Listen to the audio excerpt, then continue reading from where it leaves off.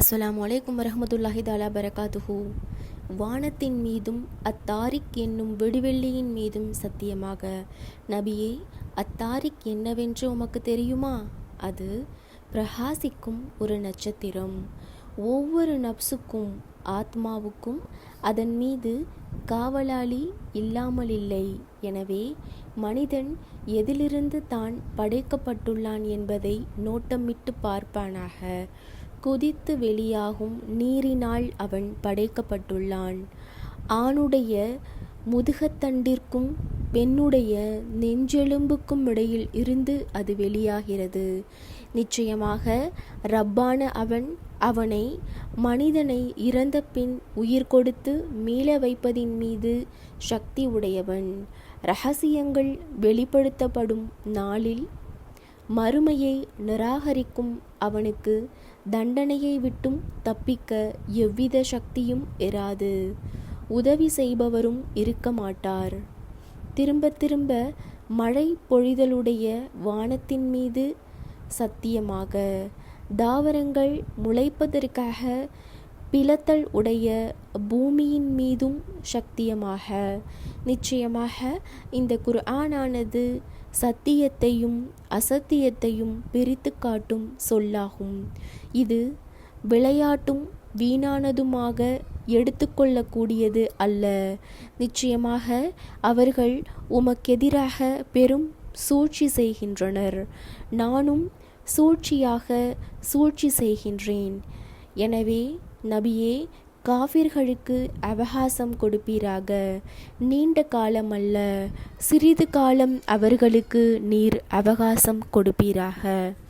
வஸ்ஸமாஇ வத்தாரிக் வமா அத்ராக மா தாரிக் நஜ்மு சாகிப் இன் குல்லு நஃப்ஸின் லம்மா அலைஹா ஹாஃபில் ஃபல் யன்லுரில் இன்சானு மிம்மா ஹுலிக மிம்மா தாஃபிக் யஹ்ருஜு மின் பைனி சுல்பி வத்தராஇப் இன்னஹு அலா ரஜ்இஹி லகாதிர் யௌம துபுலஸ் ஸராஇரு ஃபமா லஹு மின் குவத்தின் வலா நாசிர் வஸ்ஸமாஇ தாத்திர் ரஜ்இ வல் அர்லி தாத்திஸ் சத்இ இன்னஹு லகைலு ஃபஸுல் வமா ஹுவ பில் ஹஜ்ல் இன்னஹு யகீதுன கைதன் கைதௌவாகீது கைதன் ஃபமஹிலில் காஃபிரீன அம்இலுஹும் ருவைதன்.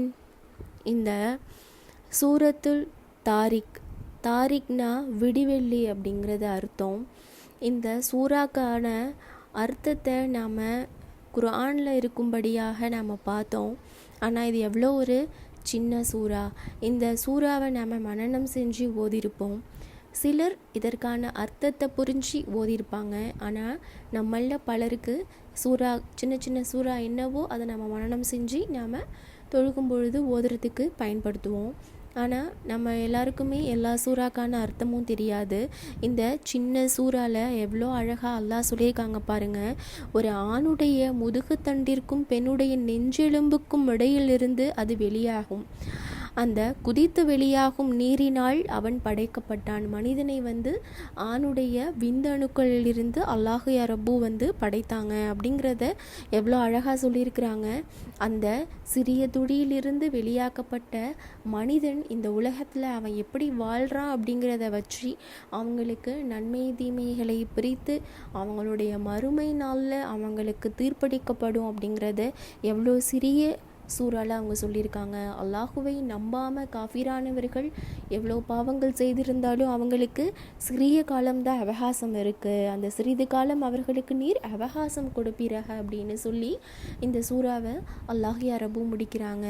இவ்வளோ அழகான ஆழமான கருத்துள்ள அர்த்தமுள்ள இந்த சூறாவை சாதாரண முறையில் மனனம் செய்திருந்தாலும் இனியும் இந்த அர்த்தங்களை நாம் புரிஞ்சுக்கிட்டு மனசார இந்த சூறாவை நாம் ஓதுவோம். அல்லாஹ் மீது கொஞ்சமாக அச்சம் இருந்தால் கூட அதிகப்படியான அச்சம் ஏற்படும்.